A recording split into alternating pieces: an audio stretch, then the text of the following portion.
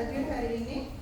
Tidak. Semuanya masuk ya. Alhamdulillah hari ini semuanya komplit, ada 21 siswa. Nah, untuk hari ini kita akan melaksanakan pembelajaran coding dan kecerdasan artifisial. Sebelum kita mulai pembelajaran hari ini, kita akan berdoa terlebih dahulu ya. Untuk hari ini yang memimpin doa adalah tugasnya Mas Tova. Ya, silakan dipimpin doanya.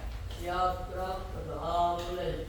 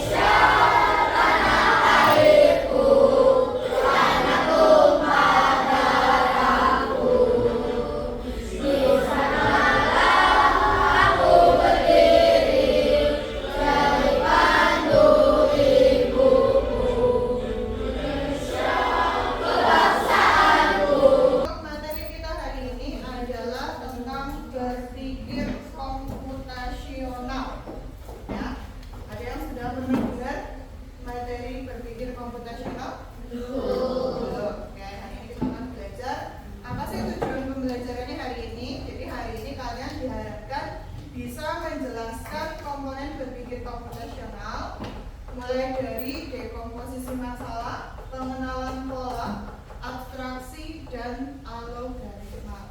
Kemudian yang kedua, kalian nanti diharapkan untuk bisa menerapkan berpikir komputasional dalam kegiatan sehari-hari. Nah, apa itu berpikir komputasional? Berpikir komputasional itu adalah pendekatan untuk memecahkan masalah dengan menggunakan konsep-konsep dasar ilmu komputer. Ini bukan hanya tentang pemrograman, tapi juga tentang cara berpikir logis dan sistematis yang dapat diterapkan di berbagai bidang kehidupan. Maksudnya bagaimana? Maksudnya adalah nanti diharapkan kalian itu bisa berpikir seperti komputer. Bukan kamu jadi komputer, bukan kamu jadi robot, bukan. Tapi berpikirnya, pola pikirnya yang berubah. Yang tadinya mikirnya dari A kemudian langsung hasilnya gitu ya. Kalau sekarang harus pakai langkah yang jelas ya, langkahnya detail. Jadi kamu kalau misalnya bermain game ya, kamu kalau main game ada urutannya apa tidak? Apakah langsung mulai terus habis itu langsung finish? Tidak, ada prosesnya ya kan, harus ada urut-urutannya dari level 1, level 2, 3 dan seterusnya sampai akhirnya finish. Nah, berpikir komputasional juga seperti itu ya. Jadi, kamu harus bisa berpikir dengan langkah-langkah yang sistematis, kemudian detail sehingga menghasilkan sesuatu yang bermakna dan kreatif.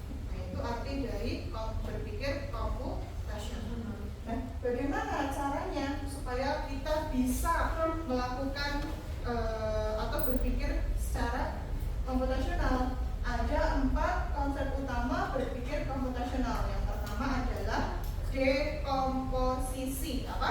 Dekomposisi. Yang kedua, pengenalan pola. Yang ketiga, abstraksi.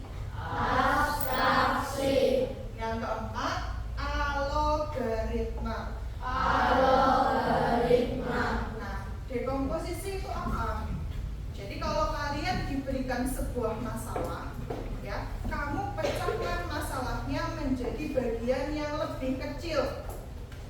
ya, dipecah masalahnya menjadi bagian yang lebih kecil. Itu namanya dekomposisi. Masalah yang besar dipecah-pecah menjadi lebih kecil.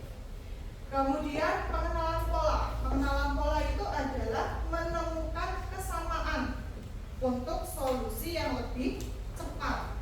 Jadi setelah dipecahkan masalahnya, ya, kemudian kalian lihat kesamaannya gimana supaya masalahnya bisa selesai lebih cepat. Itu namanya pola. Ya, kamu kalau misalnya mau gambar kan ada sketsanya dulu.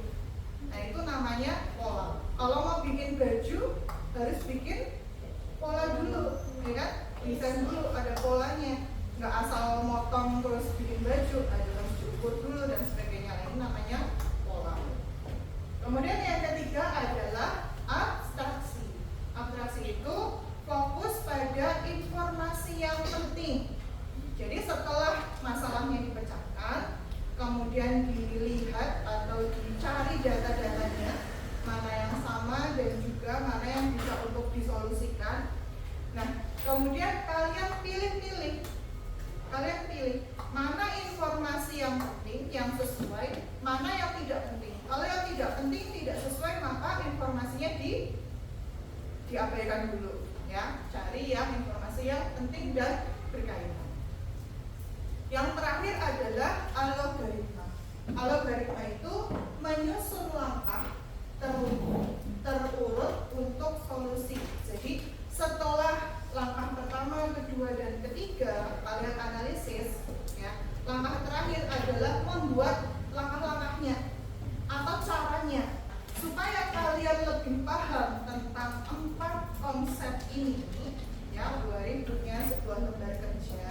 Silahkan kalian bagi kelompok. Satu kelompoknya isi 4 anak. Mejanya boleh disatukan. Ya, silakan. Gunting dan lemnya sudah dibawa. Ini akan bagi lembar LKPD-nya. Ini ada apa LKPD, ya. Ini nggak usah digunting, ya. Ini adalah yang nanti akan untuk patokannya. Di sini ada cara berpikir untuk memecahkan masalah dengan menggunakan dasar-dasar ilmu komputer. Nah, itu arti dari apa? Kamu cari di sini. Yang lembar yang kecil ini. Nah, di sini nanti ininya kamu gunting dulu, ya. Yang digunting adalah ini yang kecil, ya. Kalau yang besar ini nggak perlu digunting. Paham ya? Kemudian nanti kalian tulis nama kelompoknya di belakang beserta nama anggotanya. Sampai sini bisa dipahami? Bisa.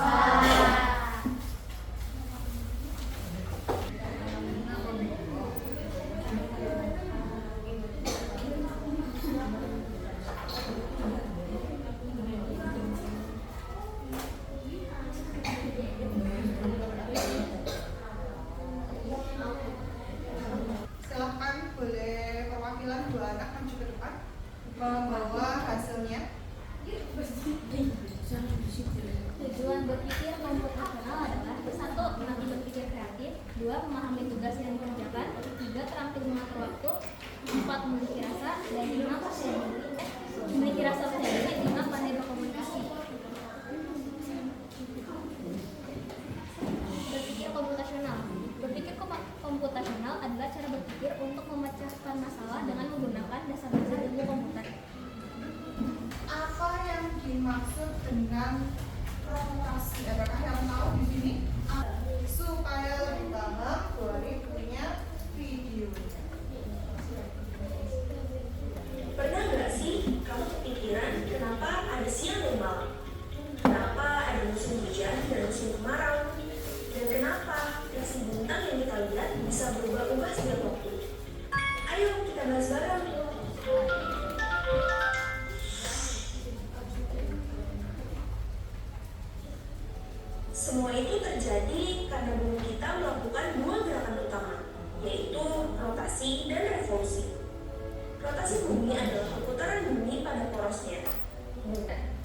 Sudah terjawab? Apa itu rotasi? Ya, kalau di sini rotasi bumi ya.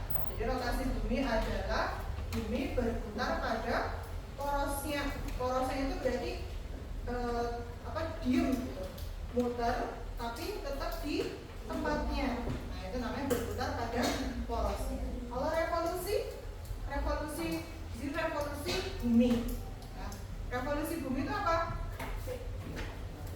Bumi ya berputar mengelilingi matahari. Karena matahari itu sebagai pusat dari tata surya. Nah, apakah kalian pernah merasakan bumi ini bergerak? Tidak. Padahal sebenarnya bumi bergerak, ya kan? Bumi berputar pada porosnya, muter-muter sendiri, kemudian bergerak mengelilingi matahari. Tapi kamu tidak merasa. Kenapa tidak berasa? Betul, karena ada gaya gravitasi, sehingga kita tertarik oleh gaya gravitasi bumi. Jadi kita tidak merasakan kalau bumi itu berputar.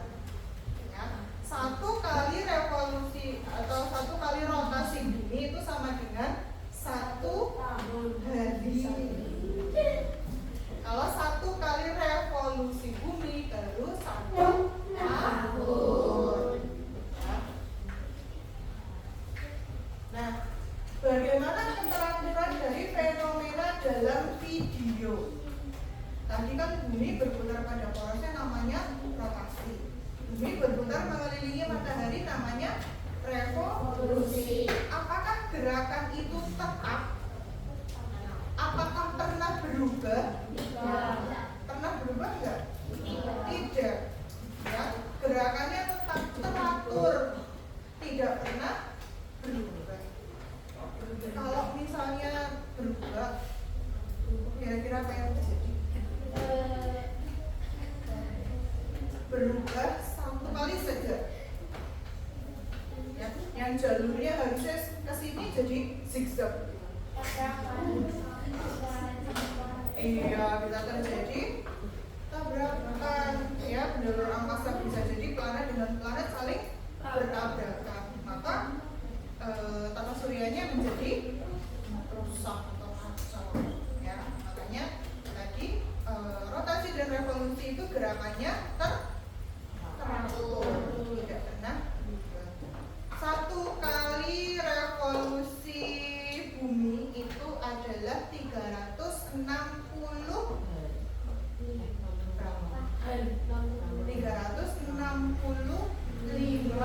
hari. Ya, itu selalu seperti itu, tidak pernah berubah. Nggak pernah berubah menjadi 360, nggak pernah berubah menjadi 370, tapi tetap. Kemudian 1 kali rotasi bumi itu adalah 23,5 jam atau dibulatkan jadi 24 jam. Nggak pernah berubah menjadi 12 jam, itu nggak pernah. Ya, tetap teratur. Nah, semua planet itu siapa yang menciptakan? Allah. Ya, Allah menciptakan dari zaman dulu, zaman purba ya sampai sekarang tetap seperti itu teratur. Ya, tidak pernah berubah. Coba kalau kamu yang bikin, kira-kira gimana? Ya, suruh bikin bulatan aja belum tentu sempurna, ya kan? Suruh bikin bulatan pakai plastisin bisa jadi mencong-mencong, ya kan? Nggak bulat sempurna. Nah, berarti ciptaan Tuhan itu semuanya sempurna. Kalau ciptaan manusia tidak sempurna. Kira-kira informasi apa saja yang kamu peroleh tadi? Rotasi bumi, revolusi bumi, apalagi bumi berputar, terus apalagi gravitasi. Apakah ada informasi yang tidak penting yang masuk ke dalam video tadi? Yang tidak berkaitan dengan rotasi dan revolusi? Tidak. Berarti semua yang ada di video tadi saling berkaitan. Berarti semua informasinya penting semua. Ya. Sekarang supaya lebih paham apa itu tentang rotasi, revolusi. Nah, ternyata yang melakukan rotasi dan revolusi itu tidak cuma bumi, tapi semua planet, bahkan bulan dan matahari. Ya, bulan juga melakukan rotasi, muter-muter sendiri. Nah, matahari juga sama. Kalau matahari sebagai pusat tata surya dia tidak bergerak, dia hanya berotasi. Jadi matahari itu hanya satu gerakannya, yaitu berrotasi. Kalau bumi gerakannya dua, rotasi dan revolusi. Kalau bulan, bulan ini kan paling kecil ya di antara bumi dan matahari, tapi gerakannya paling banyak. Tahu nggak apa aja gerakannya? Berrotasi, ya. Terus berevolusi mengelilingi bumi. Terus bareng-bareng bumi sama bulan mengelilingi matahari. Ya, jadi bulan itu kerjaannya paling capek, paling kecil dan gerakannya paling banyak. Ya, paling capek. Jadi gerakannya ada 3. Muter sendiri, berotasi, kemudian mengelilingi bumi, kemudian bersama bumi mengelilingi matahari. Kenapa kok bareng-bareng sama bumi? Karena bulan itu merupakan satelit bumi, ya. Jadi bulan itu nggak bisa pisah dari bumi, nggak mau berpisah bulannya, ya. Jadi kemana-mana buminya selalu, bulannya selalu ikut. Kayak kamu kalau ngintil ibunya, kemana-mana selalu ikut. Nah, gitu, ya. Oke, kita akan melakukan demonstrasi. Bu Ari butuh 3 anak. Siapa yang mau menjadi contohnya di depan anak? Sekarang siapa yang mau jadi bulan? Yang mau jadi bumi? Yang mau jadi matahari? Oke. Nomor 1 itu maksudnya kode 1. Ya, kode 1. Matahari berputar pada tempatnya. Siapa tadi yang jadi matahari? Ya, coba berputar pada tempatnya. Pelan-pelan. Sekarang yang kode 2. Bumi berputar pada tempatnya. Mana bumi? Berputarnya itu sesuai arah jarum jam. Terus yang ketiga, kode 3, bulan berputar pada tempatnya. Nah, yang jadi bulan. Itu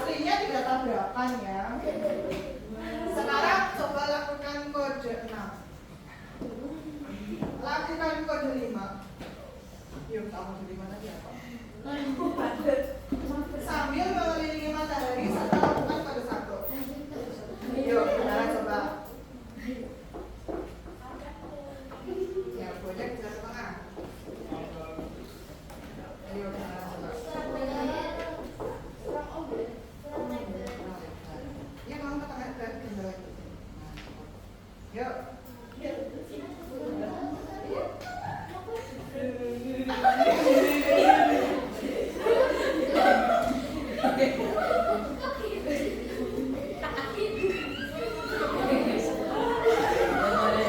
Apa sih kamu muter?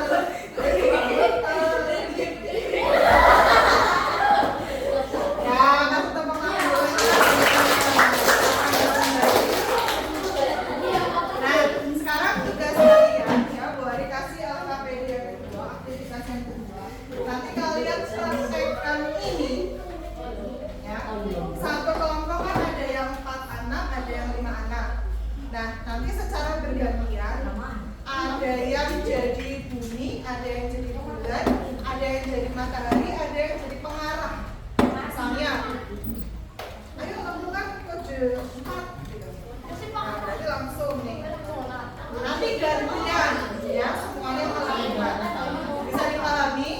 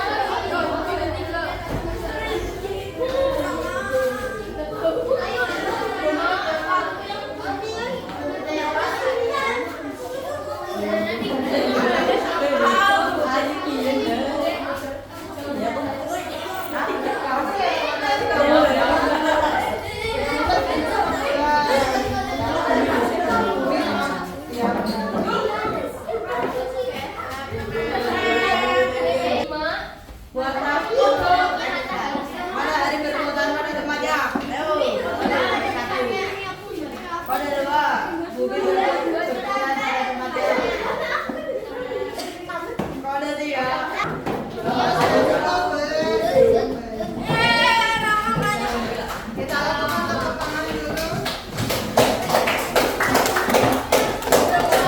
Gimana rasanya? Tapi jadi lebih paham apa tidak?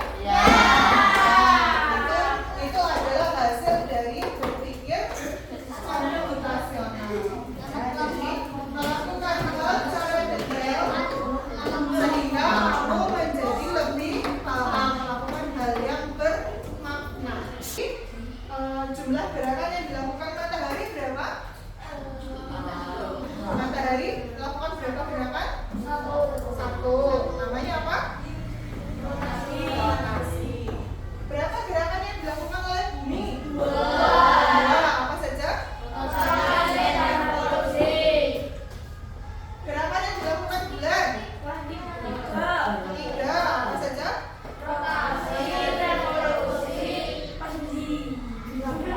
Ya, revolusi bulan dengan revolusi bumi. Ya. Hal apa yang bisa kamu simpulkan terkait rotasi dan revolusi bumi dalam kehidupan sehari-hari? Kamu bisa mengaitkan apa tadi tentang rotasi dan revolusi pada kehidupan sehari-hari? Tadi rotasi dan revolusi itu dilakukan teratur atau berubah-ubah?